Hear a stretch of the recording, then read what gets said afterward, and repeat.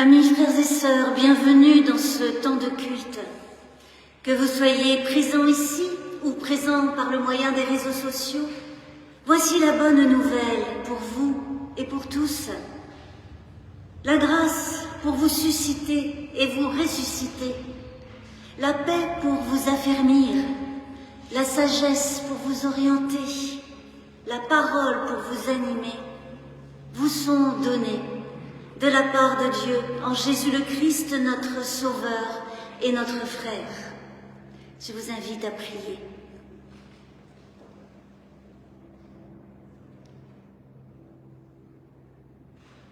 Éternel notre Dieu,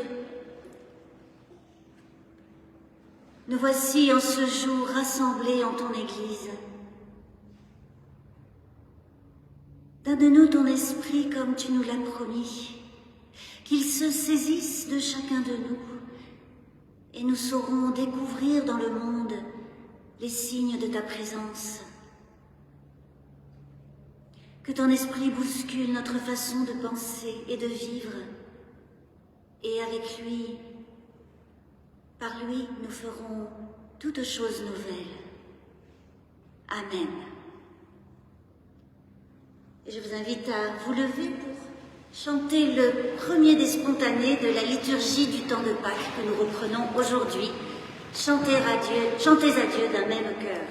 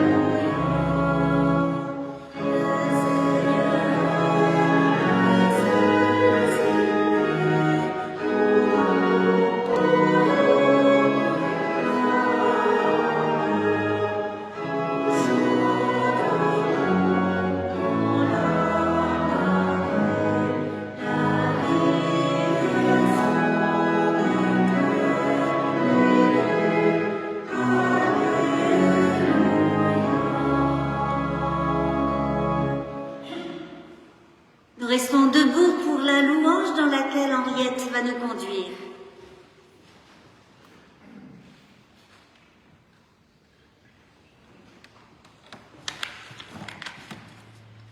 Éternel Dieu, nous les perdus et les isolés, les brisés et les blessés par la vie, les fatigués et les souffrants, nous te remercions pour le pain et l'eau vive de ta parole. Nous qui avons tout vu et qui doutons, qui espérons et nous émerveillons, parfois troublés, parfois sereins, nous te louons pour la compagnie des amis, des frères et des sœurs que tu nous donnes. Nous, les fiers et les prétentieux, sûrs de nous-mêmes, certains de notre bon droit, nous te remercions pour les questions que tu poses et pour ton insaisissable présence. Nous, les épanouis et les affairés, les remuants et les stimulants, les bouts en train, nous te remercions pour la joie profonde que tu verses en nous. Nous, dans le dernier des coins ou au premier plan, avec les peurs et les obsessions, avec les pleurs et les dépressions, les excès et les succès, nous te rendons grâce de nous recueillir et d'être vivifiés par toi. Amen.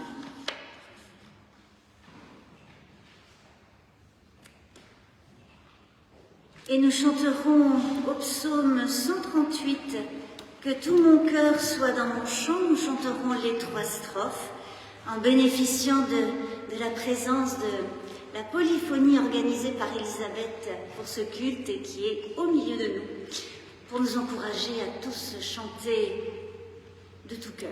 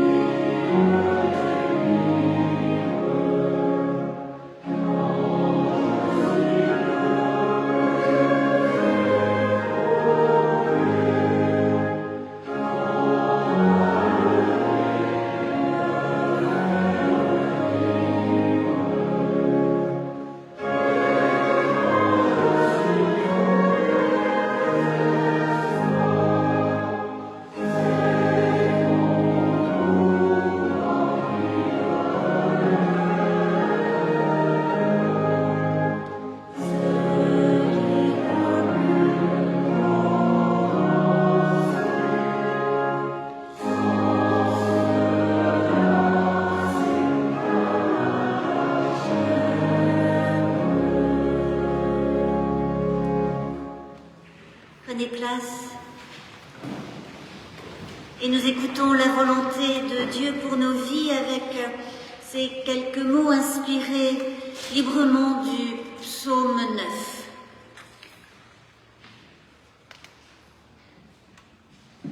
Que les cœurs, à l'écoute du plus intime, s'éveillent sans cesse à l'exigence de vérité et de justice, qu'ils regardent la réalité en face, qu'ils se laissent habiter par une saine révolte, qu'ils se mobilisent partout pour combattre le mensonge et l'injustice et faire advenir au monde un monde de droiture et de justice.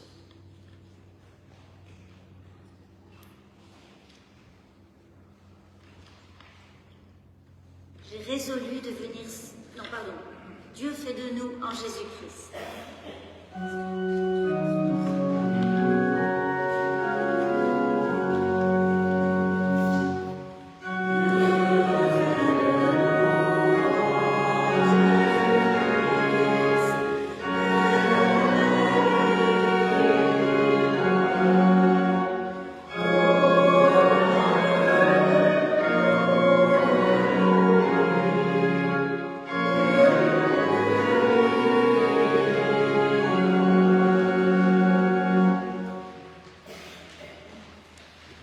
Recueillons dans la prière de confession.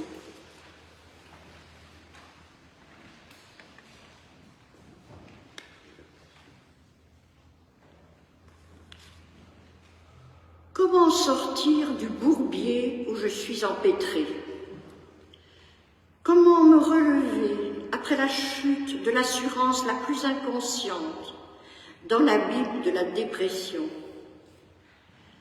Comment retrouver la paix intérieure après avoir mangé la poussière de la culpabilité, du ressentiment, de la rancœur?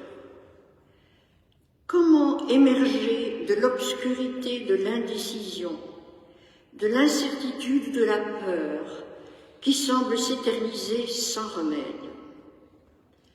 Comment respirer au large quand j'étouffe sous les regards méprisants et sous les paroles de condamnation? Puisque toi, tu relèves, puisque toi, tu réveilles, puisque toi, tu ressuscites, rappelle-toi, Dieu de vie, que j'ai besoin d'aide, besoin de secours. Amen.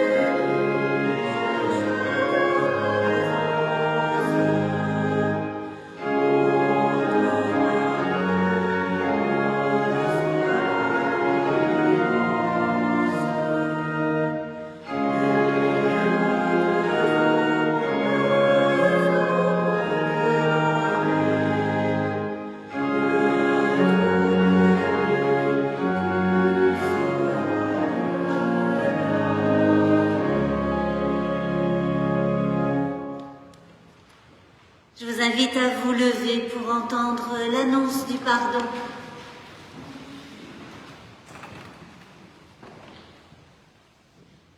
Le souffle intérieur ne te manque pas. Il veille au plus intime de ton être et ne te manquera jamais. Il ouvrira des chemins. Il découvrira des terres nouvelles pour ensemencer des terres à cultiver. Au travers des temps d'obscurité et d'angoisse, Il est le fidèle compagnon avec lequel tu inventeras le vivre vrai auquel tu aspires et auquel il t'appelle dès maintenant et chaque jour. Amen. Et nous chanterons au cantique numéro 288, « Toujours tu es présent, Seigneur », les 3 strophes.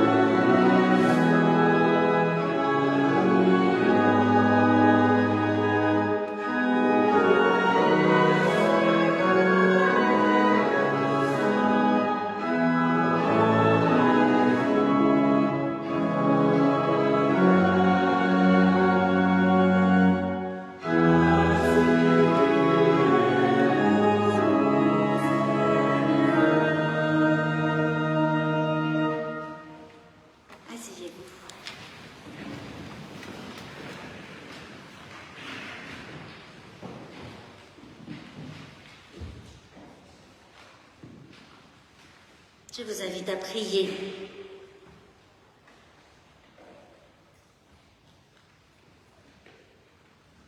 Ô notre Dieu, sans ta parole, nous serions oiseaux sans ailes, pluie sans eau, nuit sans lune, désert sans oasis. Ô notre Dieu, par ton esprit, que se lève ta parole à travers les mots de la Bible, afin que nous la recevions comme la vie de notre vie. Amen.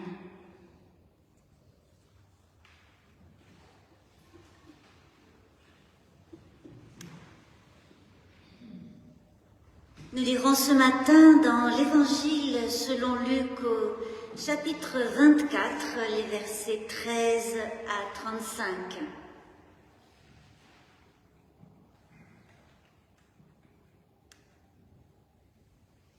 Or, ce même jour, alors c'est le jour de Pâques, le jour où les femmes ont trouvé le tombeau vide. Or, ce même jour, 2 d'entre les disciples se rendaient à un village du nom d'Emmaüs, à 60 stades de Jérusalem, et ils s'entretenaient de tout ce qui s'était passé.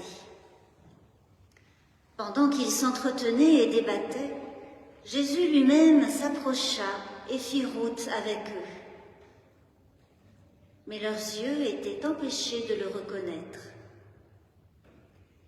Il leur dit : « Quels sont ces propos que vous échangez en marchant ?»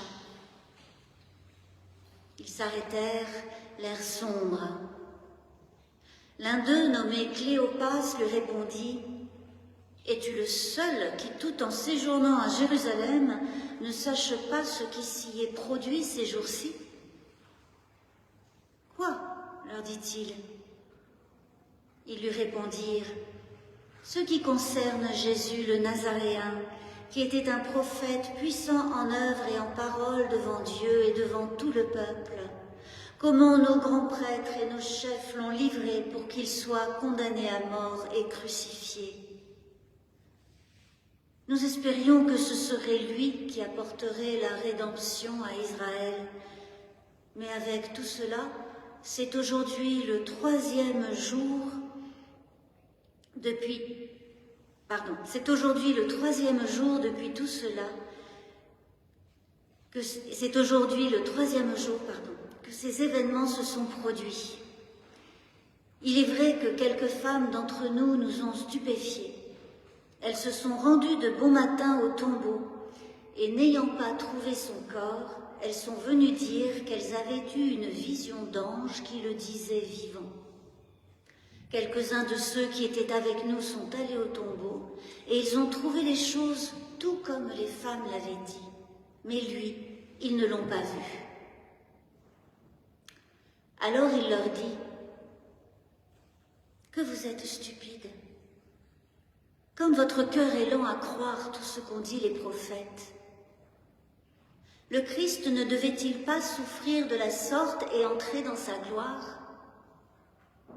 Et commençant par Moïse et par tous les prophètes, il leur fit l'interprétation de ce qui, dans toutes les Écritures, le concernait. Lorsqu'ils approchèrent du village où ils allaient, il parut vouloir aller plus loin. Mais ils le pressèrent en disant: reste avec nous, car le soir approche, le jour est déjà sur son déclin. Il entra pour demeurer avec eux. Une fois installé à table avec eux, il prit le pain et prononça la bénédiction, puis il le rompit et le leur donna. Alors leurs yeux s'ouvrirent et ils le reconnurent, mais il disparut de devant eux.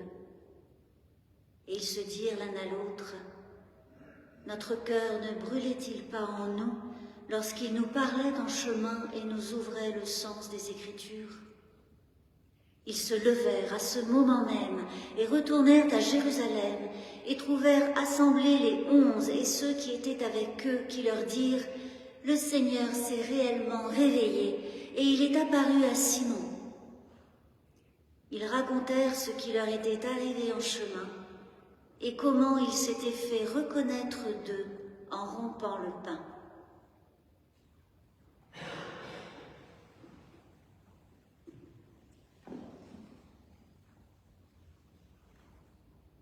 C'est un long récit, n'est-ce pas?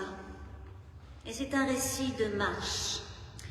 Le récit d'un chemin, et il ne s'agit pas seulement d'un déplacement entre Jérusalem et Emmaüs, 60 stades, écrit Luc, une bonne dizaine de kilomètres, un peu plus, entre 10 et 12. Ce qui représente une distance à la fois conséquente, 2 heures de marche au moins, mais ce n'est pas insurmontable. Cependant, aller d'un lieu à un autre est une métaphore extrêmement courante, et y compris dans les Écritures, pour signifier un déplacement et un cheminement intérieur. Ce jour de voyage est le jour de Pâques dans l'Évangile selon Luc.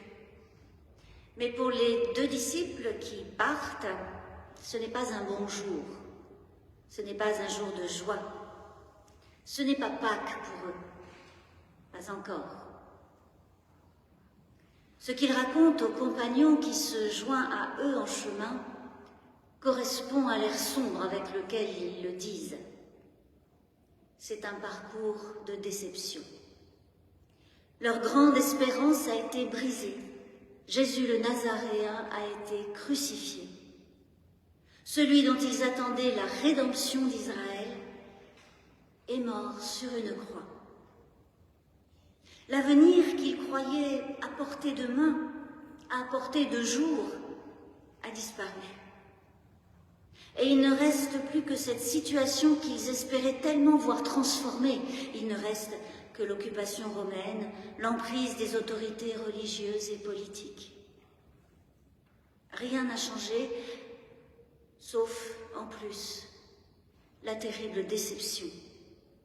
Et tout ce qu'elle entraîne, ce cortège d'à quoi bon, de ça n'a servi à rien, de c'est fichu, de les ils, vous savez, les ils sont trop forts. Et puis aussi, mais Dieu n'a rien fait.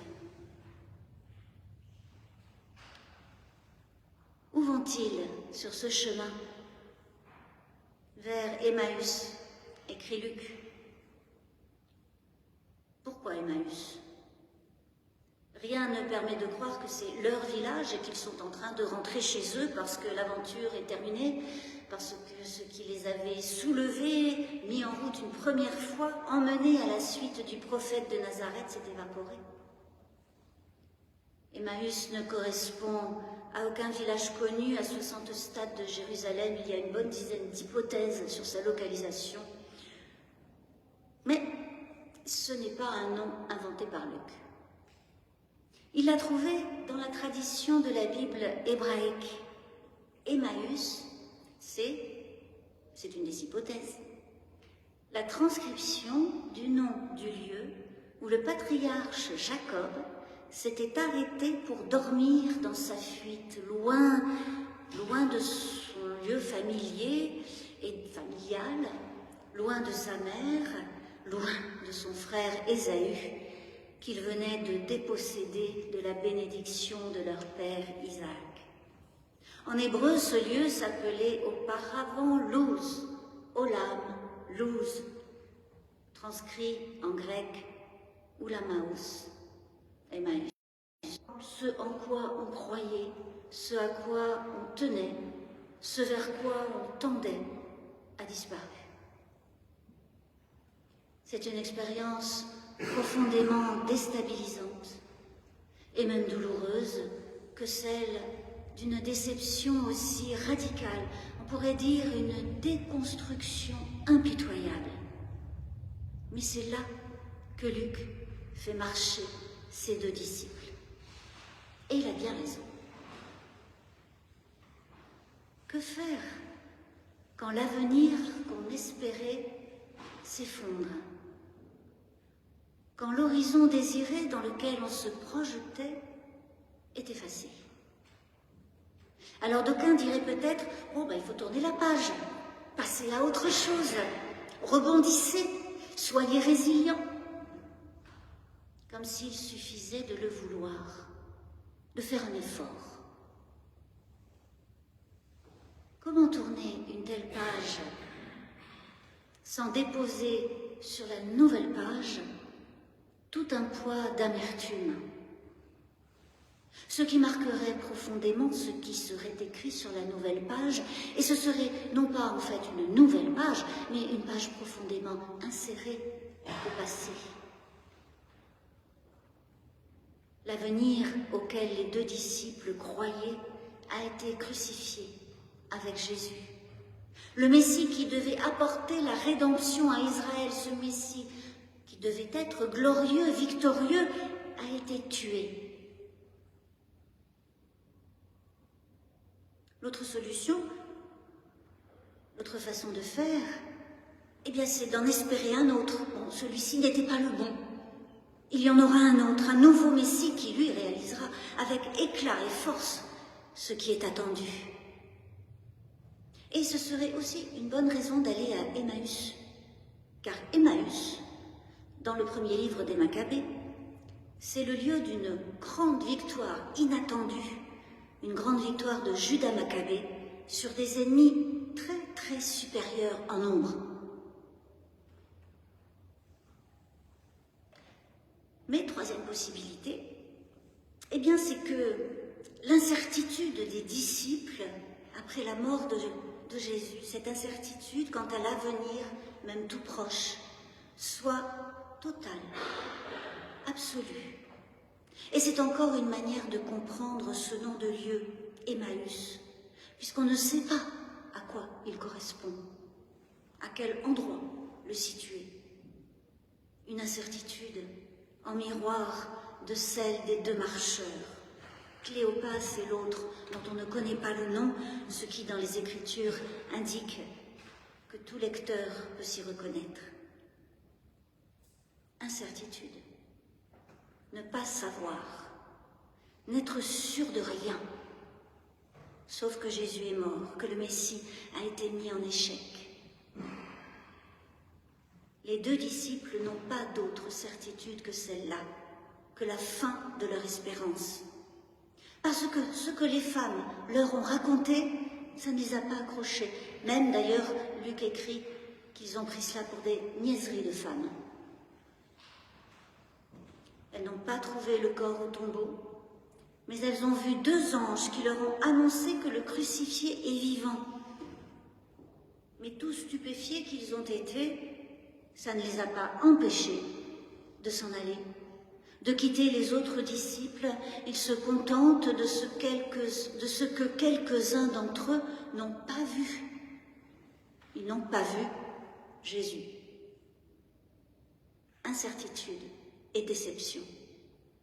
C'est là qu'ils marchent, arpentant leurs souvenirs passés, leur imaginaire brisé, leur espoir disparu. Et c'est là qu'ils sont rejoints. Sur ce chemin dont ils ne savent pas où il mène, parce qu'il n'y a plus d'avenir vers lequel ils pourraient se diriger, à la construction duquel ils pourraient participer. C'est là qu'ils sont rejoints. Parce que cette incertitude permet que du nouveau advienne, sans idée préconçue sur ce que doit être, ce qui va advenir. Parce qu'ayant cessé de croire que l'avenir serait comme ils le pensaient, parce qu'ayant été démunis de toute prise ou emprise sur l'avenir, ayant été dépossédés de leur imaginaire sur le Messie et sur le règne à venir, eh bien ils sont disponibles pour de l'inattendu. C'est le ressuscité qui le rejoint, qu'ils ne reconnaissent pas parce que la résurrection, ce n'est pas la réanimation d'un mort. Ce n'est pas un retour en arrière. De toute manière, ni le présent ni l'avenir ne se situent dans le passé. L'avenir, qui est avenir de Dieu, ne ressemble jamais à un passé conservé, ce temps malheureusement bien trop fréquent. Tient dans la question que le ressuscité pose aux 2 disciples. Le Christ ne devait-il pas souffrir de la sorte et entrer dans sa gloire? Dit comme ça, c'est plutôt une question fermée. La réponse attendue est manifestement oui. Cependant, ça ne suffit pas de répondre oui. Il faut surtout comprendre ce que cela signifie, que le Christ devait souffrir de la sorte et entrer dans sa gloire. Que signifie le titre de Christ, ce qui traduit Messie? Si la transcendance présente en lui le Christ rejoint l'humain dans son quotidien, l'humain quotidien, est-ce pour une ouverture, un nouveau, ou pour la reprise des logiques et des systèmes humains, même portés à leur sommet? Si le règne de Dieu n'est qu'un super royaume, un super empire, sur le modèle de ceux du monde, est-ce vraiment le royaume de Dieu? Et puis pourquoi le Christ devait-il souffrir? À quoi correspond ce devoir? Un plan établi par Dieu de toute éternité pour le salut du monde? La conséquence inévitable de la mise en question par Jésus du pouvoir religieux de Jérusalem? Son adhésion entière et fidèle à sa mission, malgré le sort réservé aux prophètes? On le sait, il le savait. Et si le Christ doit souffrir, est-ce parce qu'il manifeste ainsi sa pleine humanité qu'il ne peut s'exonérer de la souffrance, y compris de la souffrance de la déception, des illusions déchirées et des espérances détruites? Ou est-ce parce que ce qu'il représente comme Christ, la rencontre de la transcendance et de l'humain, cela crucifie toutes les prétentions de la religion à régler les formes et les modalités de cette rencontre? Et sa gloire, est-ce que c'est une récompense pour la croix? Pour être mort? Ou une récompense pour sa fidélité? Où est-elle la vérité de son poids d'être, sa densité d'être, puisqu'en hébreu, le mot gloire signifie ce qui a du poids? Toutes ces questions dans la question posée par Jésus ne sont pas annexes, accessoires. Elles requièrent la réflexion et la liberté de chaque disciple, de chacun de nous. Nous pouvons partager ces réflexions, mais s'y engage la responsabilité de chacun face aux traditions, aux héritages reçus, responsabilité dans l'interprétation des mots, qui est aussi questionnement des certitudes.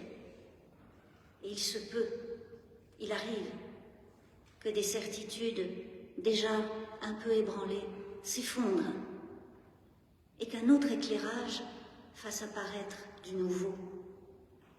D'ailleurs, les deux disciples le reconnaîtront, notre cœur ne brûlait-il pas en nous lorsqu'il nous ouvrait les Écritures? Nous ne sommes pas quittes de la question posée aux deux disciples avec un seul « oui », sans saisir cette question à bras-le-corps et chercher quel sens, au pluriel, donner à la mort de Jésus sur la croix. Un sens pour le présent de ceux qui cherchent ces sens. La deuxième direction, la deuxième manière donnée par Luc à l'événement de la rencontre avec le ressuscité est complètement articulée à la première.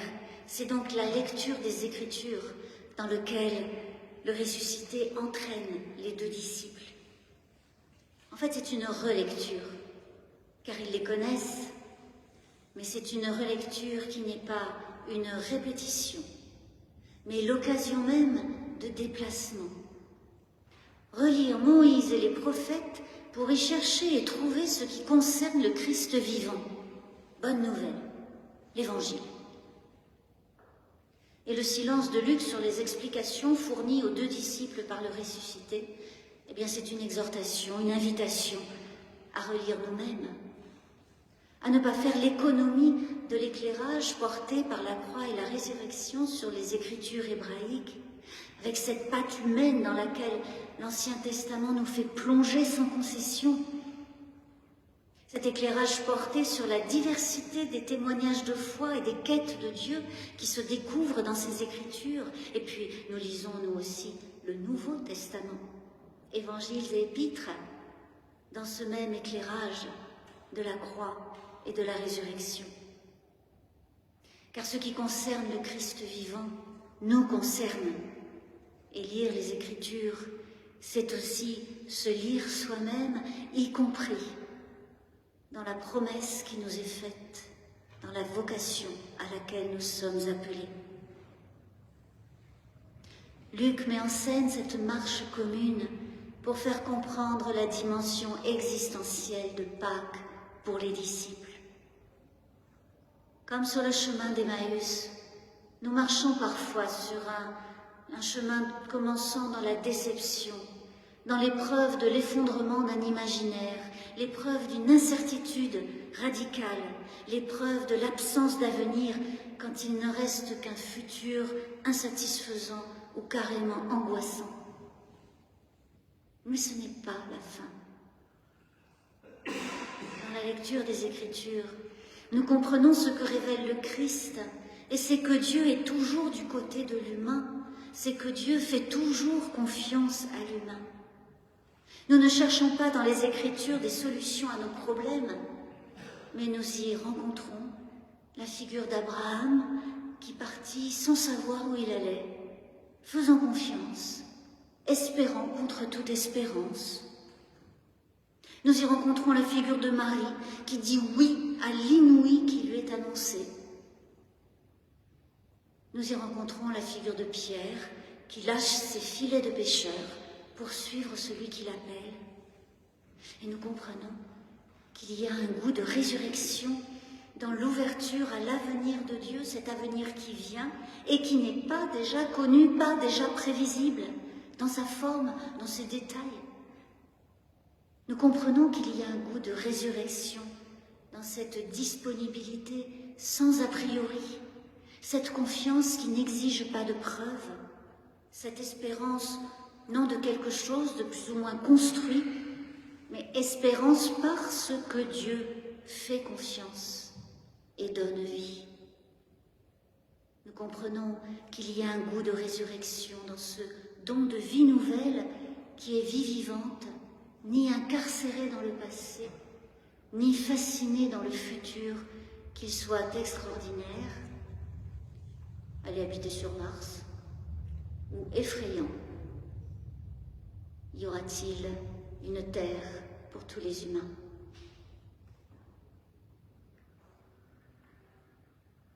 La troisième dimension de l'événement de la rencontre avec le ressuscité, c'est à Emmaüs, la bénédiction et le pain rompu.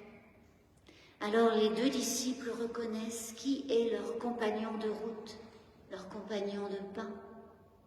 Et vous savez, compagnon, c'est partager le pain ensemble. Ils le reconnaissent, mais aussitôt il disparaît. Bénédiction et pain rompu, il n'y a là rien que de très quotidien.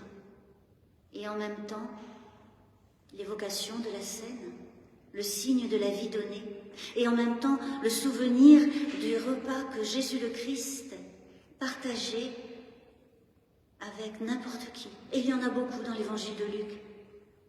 Et de ces repas dans lesquels il manifestait la grâce, l'hospitalité divine. Cette convivialité, signe de reconnaissance mutuelle et inconditionnelle, qui est signe du royaume de Dieu. Tables ouvertes, tables partagées témoignent de l'évangile de la bonne nouvelle. Par elle, entre autres, Jésus le Christ, libéré des règles du temple et de la religion, et ouvrait inconditionnellement Emmaüs, comme lieu du pain rompu, comme une parole créatrice partagée, instant de reconnaissance du ressuscité au ras d'un ordinaire qui reprend goût, qui reprend sens, qui reprend vie. Alors les deux disciples se lèvent et ils sont ressuscités. C'est le même verbe en grec. C'est que le Christ ressuscité est toujours ressuscitant. Il est puissance de résurrection. Eux qui s'étaient absentés en chemin vers un Emmaüs on ne sait où, loin de leurs compagnons, sont relevés, réveillés au présent, le véritable présent de leur présence vivante.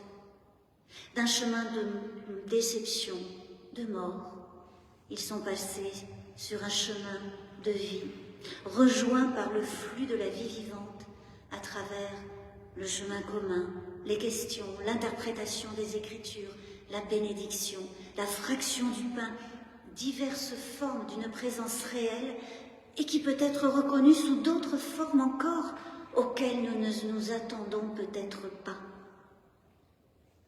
Sans oublier la disparition, parce qu'on ne met pas la main sur le Christ et parce que c'est de ne pas le voir qui permet de croire en lui.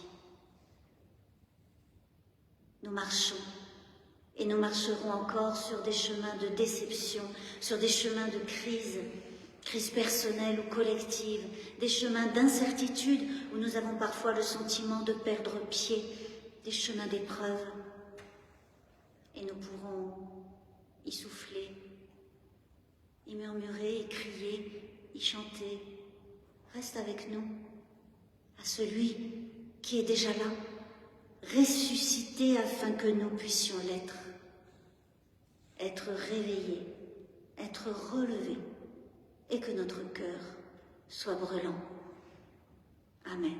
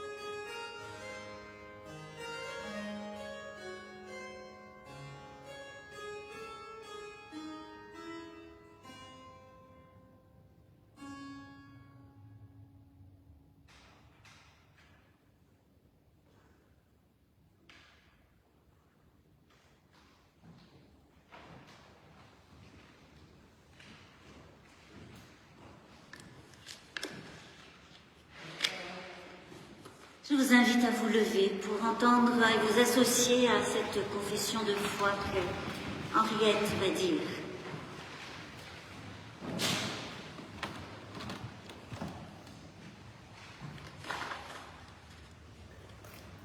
Je crois en Dieu parce qu'il a placé sa confiance en nous. Je crois en Dieu parce qu'il est le Dieu fidèle, malgré nos abandons et nos trahisons. Parce qu'il est le Dieu de la paix, malgré nos violences et nos guerres. Je crois en Dieu parce qu'il est le Dieu de la justice, malgré nos égoïsmes. Parce qu'il s'exprime dans la tendresse, l'accueil, la joie, le partage. Je crois en Dieu qui s'est dit par les prophètes et que le Christ a révélé.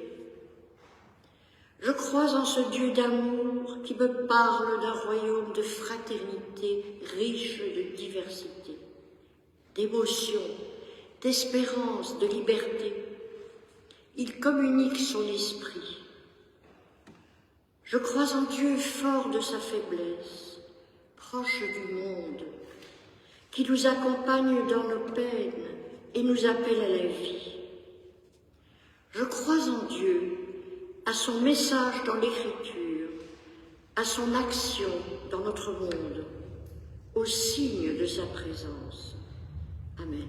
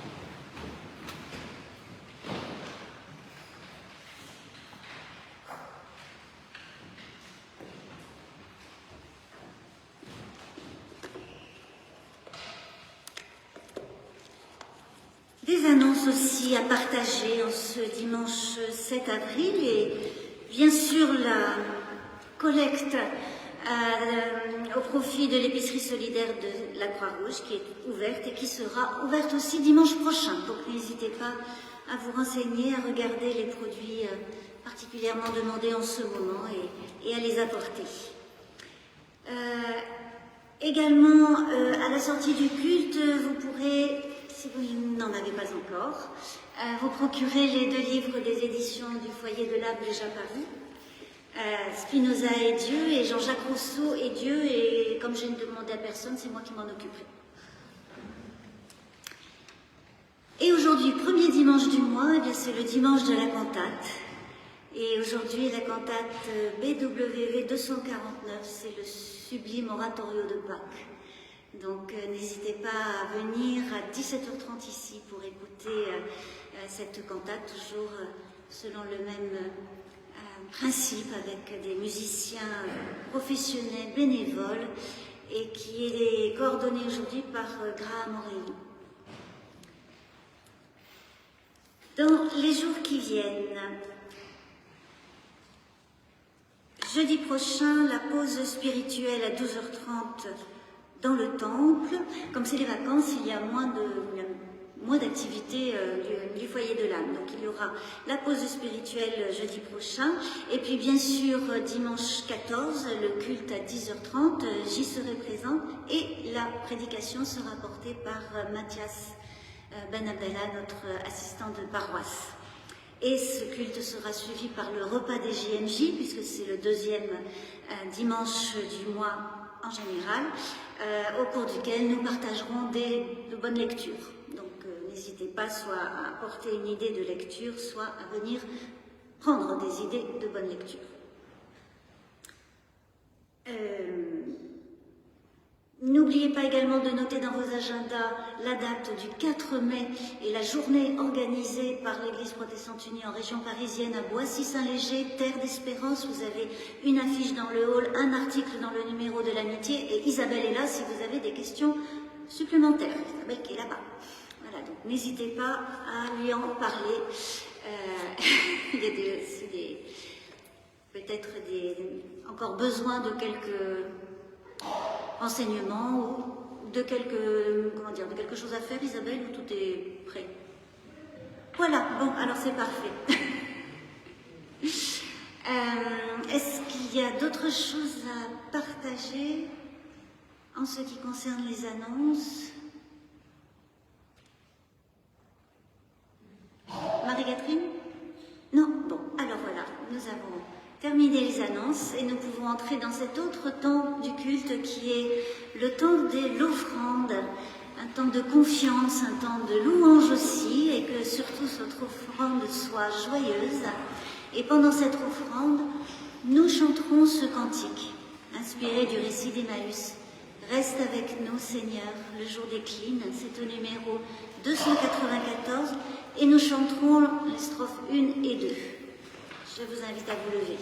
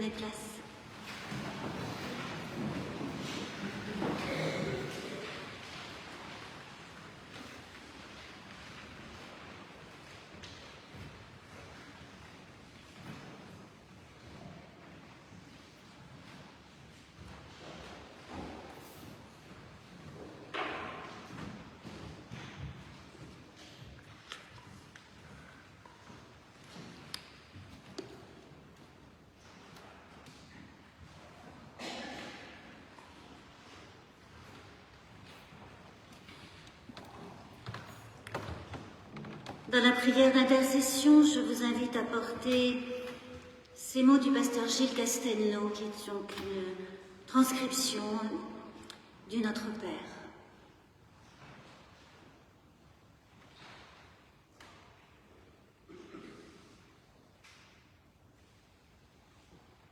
Notre Père qui est au-delà de tout et même du ciel, que ton nom soit mis à part et qu'il ait une place de choix dans nos vies. Que tu sois de plus en plus reconnu, respecté, écouté, suivi, parce que tout ce qui arrive, ici et ailleurs, n'est pas toujours le bien.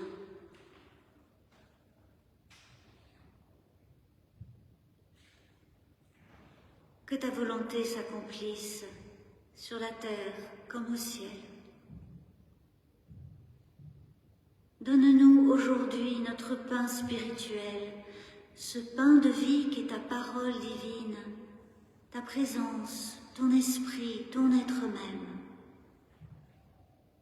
Ce pain qui peut nous nourrir pour l'éternité et nous donner la force qui vient de toi.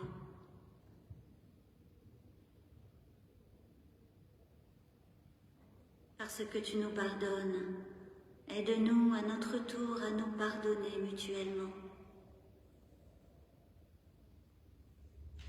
Fais que nous ne soyons pas enfermés dans l'épreuve, vaincus, anéantis par elle, afin que nous puissions relever la tête. Mais délivre-nous, libère-nous, car le mal est là et il emprisonne.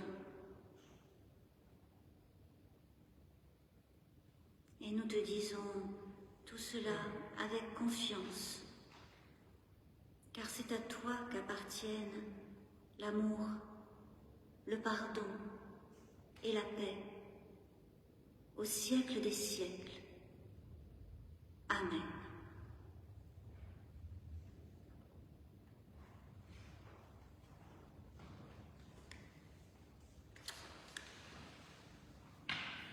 Je vous invite à vous lever pour entendre l'exhortation et ensuite chanter le dernier spontané avant la bénédiction.